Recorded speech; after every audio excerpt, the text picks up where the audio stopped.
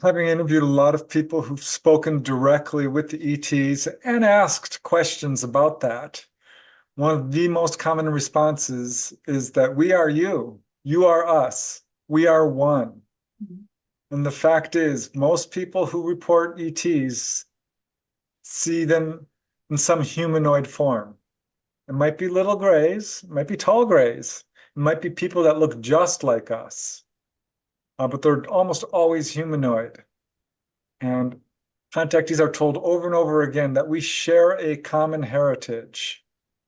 So while ETs, I think, have picked people up and collected their genetic material, have interbred to a certain extent with hybrid babies and things like this, have healed people, have upheld their genetics, I don't have any good reporting that they created us, other than I think they look upon us as their children, perhaps. They are our progenitors. We are related to them. And the fact that there are ETs out there.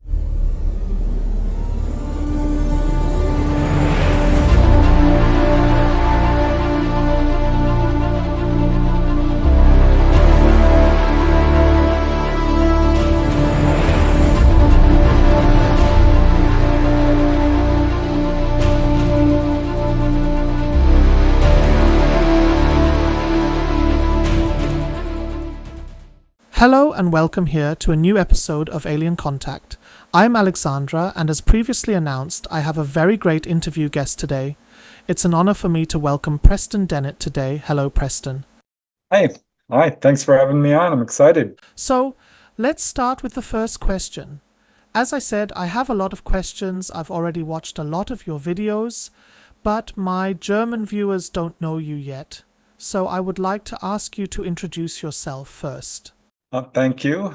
My name is Preston Dennett.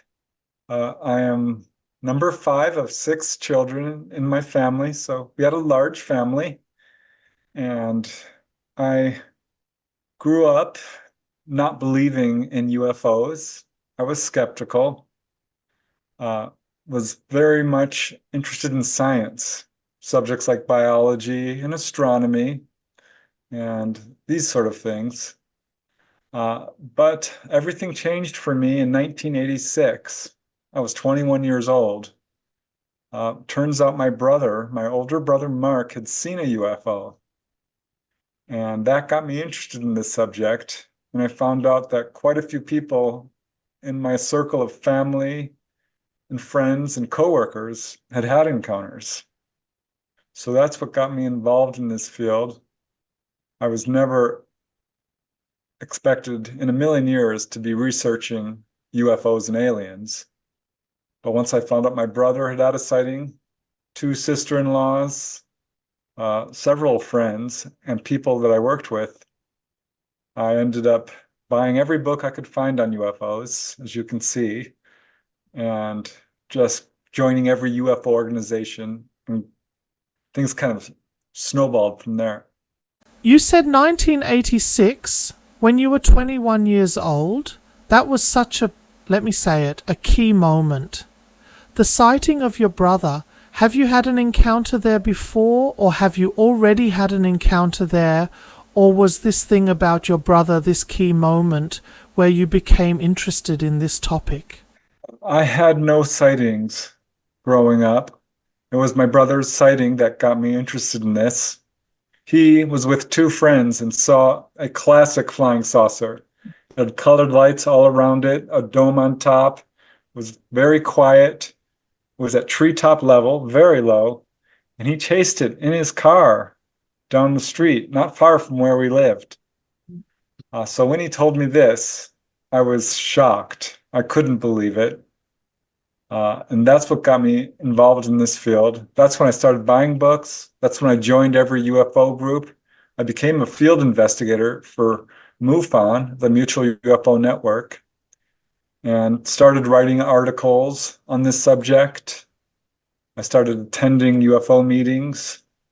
And pretty soon I started having my own sightings as well. But it wasn't until I talked to my brother that I really became involved in this subject. But yeah, I have had some sightings. How old was your brother when he had the sighting experience? Was he alone at the time, or were there others with him who also witnessed what he saw? Yeah, my brother was a teenager when he saw this, 17 or 18 years old. And no, he was not alone. He had two friends, Phil and Greg were their names. And I ended up interviewing both of them. So there were three witnesses to this sighting. And it turns out that, I've interviewed many people who've had encounters. Most of them have witnesses with them, which I found very interesting because my friends who had had encounters had witnesses with them. The people I worked with who had encounters also had witnesses. So most of the people I talked to had other people to back up their story. But yeah, my brother was a teenager and he had two friends with him. And when exactly was your initial sighting or encounter?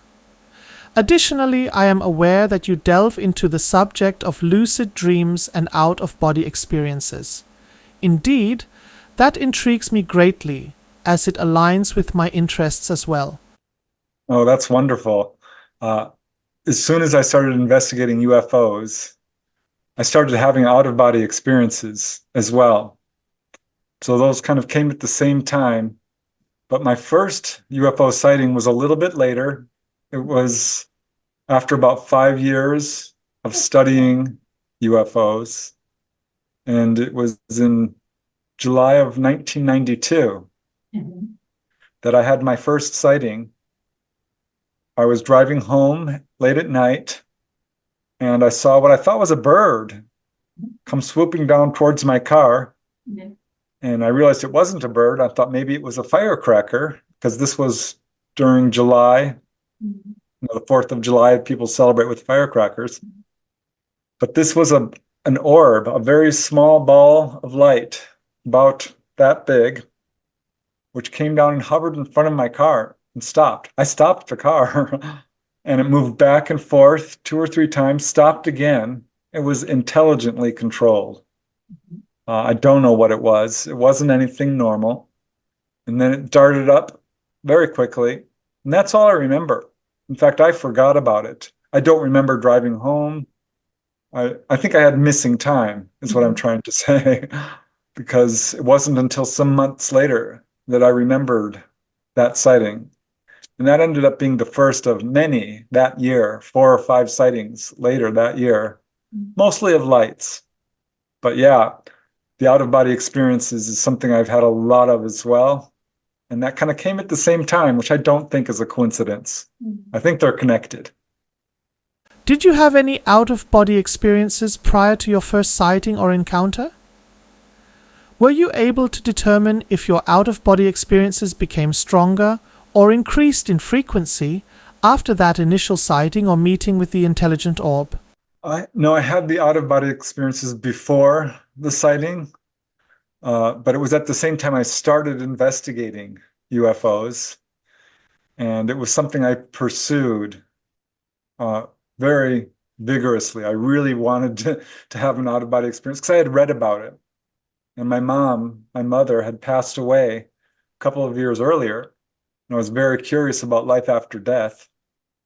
So my whole world changed. I went from being very much a materialist, very scientific, to realizing not only are there UFOs, but you can leave your body. There is life after death.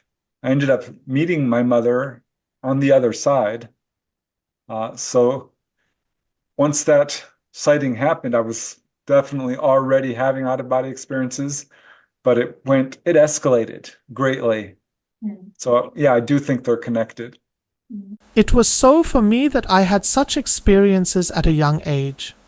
I always called them little grey ghosts, because these experiences began very early for me, as far back as I can remember. These experiences have accompanied me to this day. My experiences were that these little ghosts, or little greys, as they are now called, did something to me. Therefore, it was always a negative experience for me, because something was done to me. I remember seeing myself lying on an operating table and they stuck something in my nose and did something to me. That was always very traumatic for me, although it has changed in recent years as I have gotten older. The contact that you have now made with me is also different. My opinion is that you should make contact with us, and not we with you. You must have the most experience in this matter. Do the stories that people tell you tend more towards the negative direction, like the ones I have experienced over the years and decades, or are they more positive experiences? My experiences have been overwhelmingly positive. I have no fear of this for whatever reason. Having interviewed a lot of people, I know that it can be quite frightening, especially in the beginning. And this often convinces people that it's a negative experience. I don't think the ETs are here to hurt or harm. Often when people are pulled on board, it's to heal them. It is to teach them, to guide them, to warn them, to wake them up to their psychic abilities. So I've come to realize that while contact can be scary, I think overwhelmingly it's a positive experience for most of the people I've talked to. I would be interested to know if you have practiced a form of CE5 to make contact with extraterrestrials? Yes, I have participated in them successfully. I was part of Stephen Greer's group, CSETI, and he came to Los Angeles and formed a group, and I was one of the members. And we called down UFOs many times. It was always an amazing experience. Usually it was unexplained lights. But yeah, it absolutely works using meditation and lights to call them down. And probably have done that at least 10, 20 times, where we've had really remarkable encounters. You have been a long-time member of MUFON. Is your focus there on abductions and alien contacts? Yeah, I joined MUFON in, it was 1988. I became a field investigator. They gave me a test with I think 200 or 300 questions, which was quite difficult, actually. Involved subjects as astronomy, photography, meteorology, weather, these sort of topics, UFO history. And they would give me cases, which were sometimes sightings, sometimes face-to-face encounters with the entities, and less often, but it did happen, onboard experiences. I now work mostly independently. I still support MUFON, but I do my own research. And yes, I concentrate mostly on onboard experiences. I feel like the onboard, this is what I don't generally call them abductions, because some people have very positive experiences, most actually that I talk to, and they don't like that term. So I call them contactees rather than an abductee, and I call it an onboard experience. But I do think that the onboard experience is the cutting edge of UFO research. Here's direct contact with the ETs. Here's where we get the most information. Here is where we learn why they're here. And I think we've got a pretty good idea of the so-called ET agenda, their goal, their mission, why they're here. And I'm very encouraged by it, actually. Again, there's a lot of fear surrounding this subject. There's confusion, there's disinformation, misinformation. But overall, I think that it's good news for us. I don't think ETs are here to hurt, harm, scare, or take over, or anything like that. It can be very scary. It can be very traumatic. But yeah, I study mostly cases of direct contact or people who've been taken on board. The Roswell Incident in 1947 is considered one of the key points in the history of UFO sightings and contacts. After this incident, public UFO sightings increased significantly. Many people reported unidentified flying objects in the sky. Some theories even suggest that there was an increase in contacts and abduction cases by extraterrestrials during this time. From your long-standing experience with MUFON, how have you witnessed this development?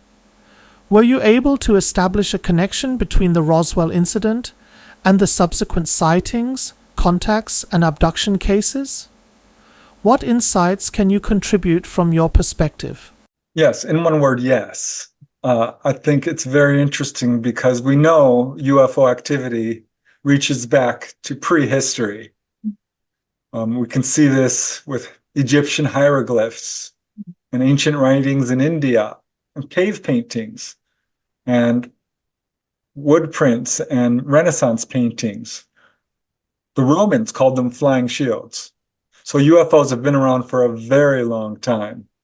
And there are reports of people being taken on board prior to Roswell in 1947. That's the atomic age. This is when we started exploding nuclear bombs on this planet.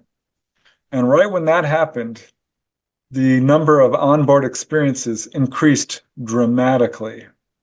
It's absolutely unprecedented. We've never had anything like this since recorded history of people being taken on board in very large numbers. And it's not just a few thousand. There's some studies that show that as many as 1 in 40 or 1 in 50 people have been taken on board. We're talking millions of people. And that began around 1947, 48, and escalated up through the 50s, 60s, and 70s. And I think the reason for that is tied directly to our exploding nuclear bombs are reaching a point of where we can destroy all life on this planet. We had reached a pathway towards self-destruction. And I think that's when the ETs came down and started pulling people on board in large numbers. And I think this points towards their agenda, why they're doing this. Because one of the most common messages is about nuclear proliferation and our use of nuclear material, war and aggression, the violence that we perpetrate against each other. So yeah, absolutely yes, increased since 1947. And I think we know why. My reflection and question to you is, since you have a lot of experiences or have already spoken with many people, what do you think? Why is someone abducted as a child or at a very young age when they often can't communicate so well? In my case, my environment didn't believe me at all. In my youth, I had a really hard time discussing this topic with anyone. Hardly anyone wanted to know anything about it, especially not my parents. On the contrary, my parents sometimes even demonized me for it. This is also because I am a kind of truth dreamer, and often get insights into another timeline where I foresee things that will happen in the future. When a child has such a contact or is contacted, it can lead to the development of special abilities. What do you think about this theory? In a word, yes. I think we all have these abilities, but we're not using them. Contact, as a general rule, starts very early. As young kids, as early as 2, 4 years old, 5 years old, 7 years old. That is a rule. And it's very difficult for parents to understand, perhaps. Many children are not believed. It's sad to me because so many people are having these experiences. And a young child often has no recourse, no one to talk to. And yes, contact usually starts at a very young age. And I find it so interesting that you're talking about precognition and out-of-body experiences and these sort of things, because that is one of the ET missions, goals, agendas. This is why they're contacting people. They are contacting people not only to heal them, not only to educate them, not only to warn them, but to help them develop their psychic abilities. I myself have had a lot of precognition, lots of dreams coming true, clairvoyance, clairsentience, telepathy. This is the rule for contactees. almost without exception. If a person is having UFO contact, being taken on board, they're going to experience healing abilities.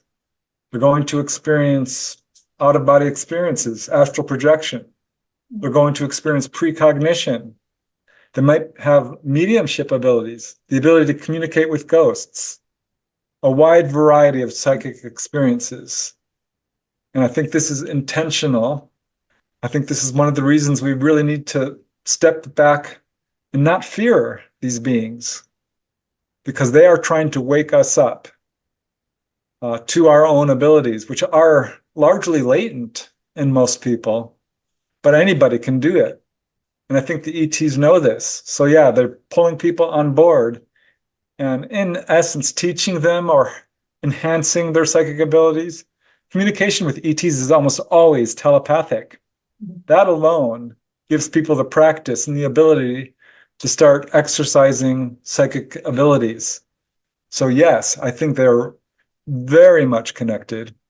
I think that is one of their agendas, is to wake people up to our own psychic abilities. So I'm so glad that you said that, because I 100% agree.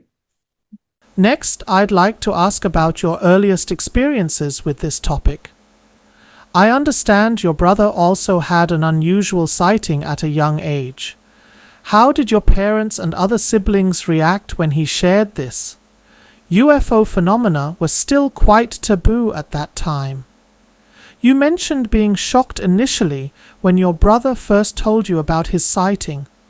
It was only after your own sighting that you felt you truly understood on a deeper level. That profound feeling of witnessing something as a human that you just couldn't explain. I'm curious how those around you, like friends and colleagues, responded as you began exploring this subject more extensively. It couldn't have been easy for your brother to discuss such things. You've now been involved with this field for decades. From your perspective, have you found more positive receptiveness from people in your life, or faced significant skepticism and negativity as well over the years regarding your work? Well, I have a large family, 6 kids, as I said. My mom had passed away, so it was just my father. And when my older brother Mark shared his sighting with me, I did believe him. But no, most of my family was not happy that I started investigating the subject. They thought I was crazy.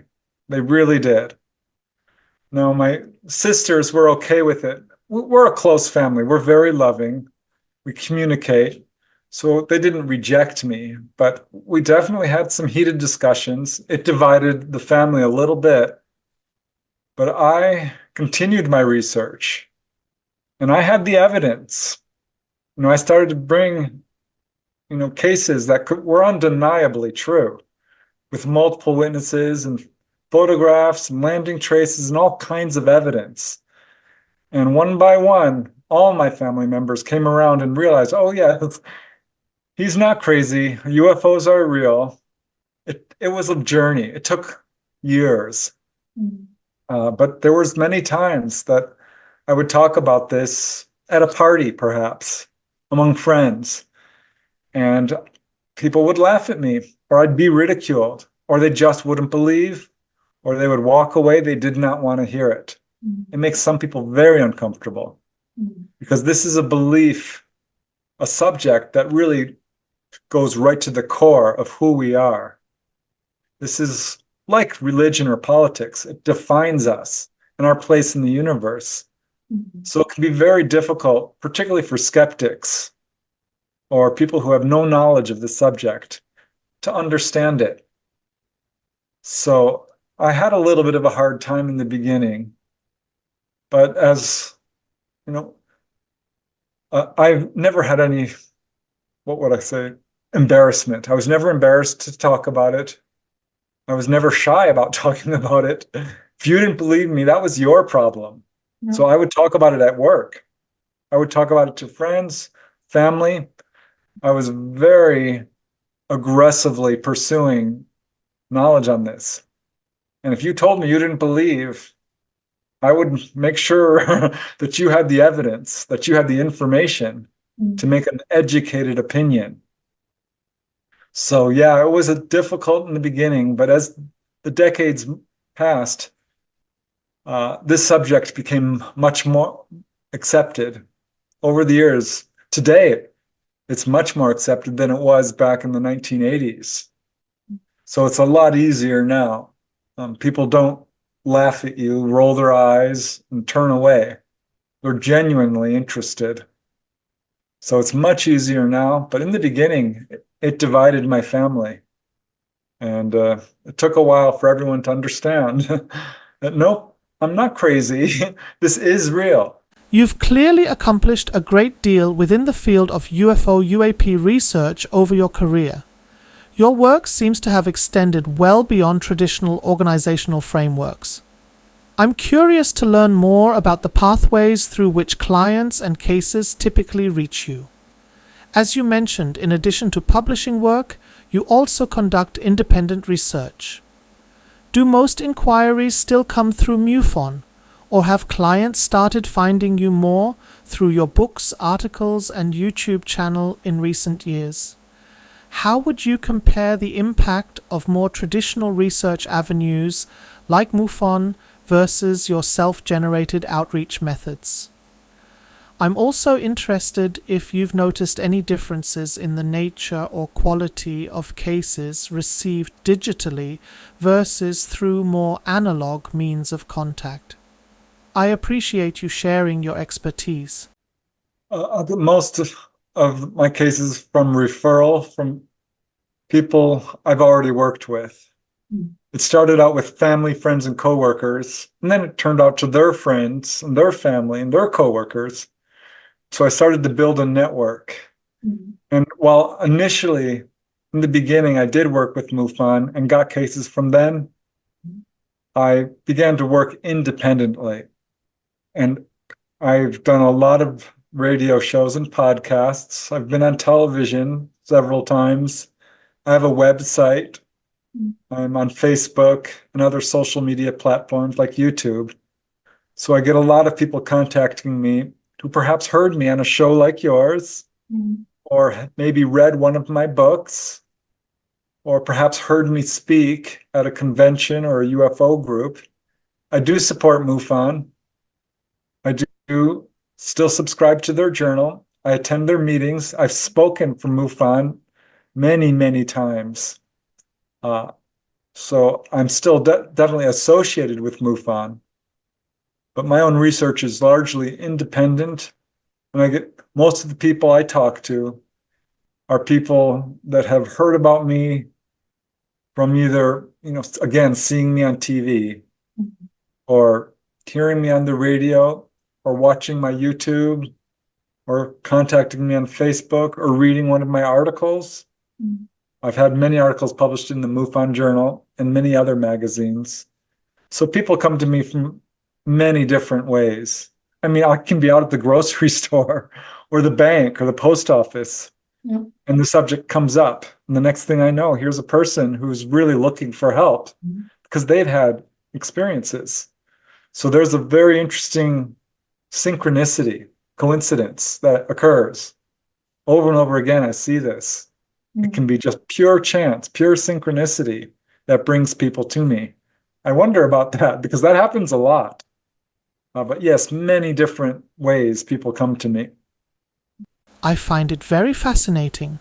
I am still at the beginning of dealing with this topic publicly, as I have already had many negative experiences. It means stepping into the public eye and yet talking about this topic in a relaxed way. In the past, I personally processed everything that burdened me. For a few years now, however, I have been dealing with it differently, and that is very good for me. The conversations you've had with people are very personal. It's interesting how to deal with it. For example, I myself can feel whether someone is just inventing the story or whether it is true. What has been your personal experience over the years? Have you also experienced that someone has deliberately lied to you? Or have you always been able to feel the truth? Are you also interested in regression and the in-depth exploration of the human psyche? I'd be interested to know more about your views in this area. Yeah, I mean, having interviewed many hundreds of people, you start to develop the ability to sort of read a person, understand when they're withholding information, when they're perhaps lying completely. And I've talked to people who've gone under hypnosis. I've occasionally recommended hypnosis, but quite rarely. That's usually a last resort, I think, because I usually recommend that first a person write everything down that they've experienced so that they know what they remember consciously. That's very important. I also recommend meditation because you can recall details that way. I also recommend working with dreams because you can remember stuff through the dream state as well. But if a person really wants to understand their experience and has missing time and is having some real need to explore it, I think hypnosis does work. It's a very effective tool to recover memories, but it's got to be done correctly by someone who has experience because it's also very controversial and is shown to sometimes lead to false memories. So done correctly, done carefully, I absolutely recommend and support hypnosis.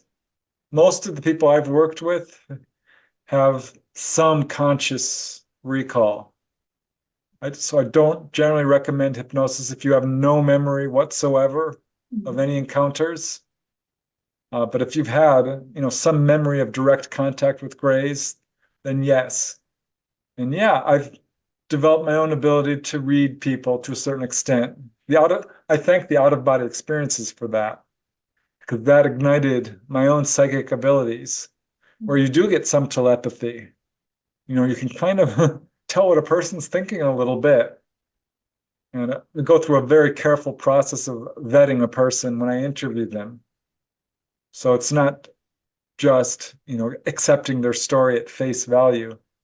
I interview them once, 2, 3, 4 times, see if their story changes. I ask for character references. Can I speak to someone who knows you, who can vouch for your story, if they have any evidence? And you can tell when a person is being truthful because they will get very emotional. They become quite concerned about sharing very strange aspects of their story, because contact can have lots of what we call high strangeness. People are very reluctant to share this, and so they will withhold information until they're comfortable with you, and you can see that. So it's a whole process of determining if a person is telling the truth. But you can absolutely tell very quickly because people will say something along the lines of, 1, I'm not crazy. There's no history of mental illness in my family. Or I've got a good job. I'm well educated. I don't do drugs. I haven't told anyone else this. Not even my own family knows this. Please don't use my name. When people start talking this way, you can tell that they're very concerned about what happened to them, and they're telling the truth.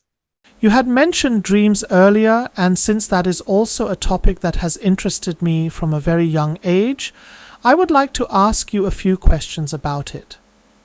I'm particularly curious to know more about what you said about dreams earlier, as I am also deeply engaged with this subject. Since my childhood, I have had what are known as precognitive dreams. Everything that I inquire about in these dreams is actually shown to me or conveyed. When people tell me about similar experiences, I often receive additional information about them in my own dreams. Sometimes I'm even told in these dreams when I can expect upcoming sightings or other events. Since I work so closely with my dreams in this way, I wanted to ask you if you have had a similar experience. Whether you too receive information or instructions in your dreams. Oh, yes. I think dreams are underrated. we often think of them as fantasies or something that's not real, when in fact, I think you can use dreams to see the future. Precognitive dreams would be a good example. Uh, and you can certainly recall your own experiences through the dream state. Uh, Consciousness does play a big role because many people who are contactees are in telepathic contact with ETs. And people talk about, quote, downloads, where you get a bunch of information at once. So you can basically ask a question and you will get the answer, perhaps through the dream state, or if you're really good at it, fully consciously. I've had a few of these kinds of experiences myself, but I've certainly interviewed many people who've had direct communication with ETs fully consciously, telepathically, or through the dream state. Dreams allow you to not only recall your experiences, but you can have contact itself through the dream state or out-of-body experiences as well, which many dreams are half-remembered out-of-body experiences.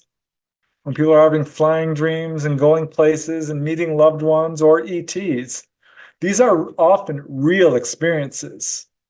They're not dreams as we would think of it, as something being not real. They're real.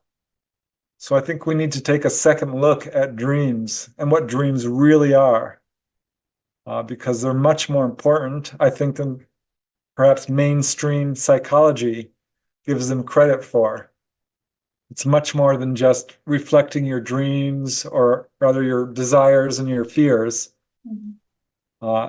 Dreams contain true information in them. Again, yeah, might be about the future, it might be about yourself, it might be about the ETs themselves. But yeah, dreams are very important. It's pretty clear that we humans are not the brightest candle on the cake. No, we always think that we are the most intelligent beings in the entire universe, but that is not the case. I've wondered whether we might be descended from extraterrestrials, or if we are somehow a part of them. What are your thoughts on this idea? Having interviewed a lot of people who've spoken directly with the ETs and asked questions about that, one of the most common responses is that we are you, you are us, we are one. And the fact is, most people who report ETs see them in some humanoid form. It might be little grays, it might be tall grays, it might be people that look just like us, but they're almost always humanoid. And contactees are told over and over again that we share a common heritage. So while ETs, I think, have picked people up and collected their genetic material, have interbred to a certain extent with hybrid babies and things like this, have healed people, have upheld their genetics, I don't have any good reporting that they created us, other than I think they look upon us as their children, perhaps. They are our progenitors. We are related to them. And the fact that there are ETs out there, there are many reports of this, of ETs who look just like us, who look human. This has very important implications. I think it shows that we are in fact related to them, that we probably didn't evolve here on Earth. This is what many contactees have been told, that we come from elsewhere and we're put here on Earth. I wouldn't say that they created us as much as they are a part of us, that we share a common heritage, and our relationship to them is much closer than I think most people realize, even within the UFO community, among UFO researchers. This is certainly the message that most contactees get. I don't think they're experimenting on us or creating us. I think they're upholding our genetics. They're trying to heal us. They're following certain family lines and have been for many generations, reaching back far throughout history. So they've been following us for a very long time and improving us, but I don't think they created us. It's my assessment based on all the research I've done. As I look back on my past experiences, this is my current perspective.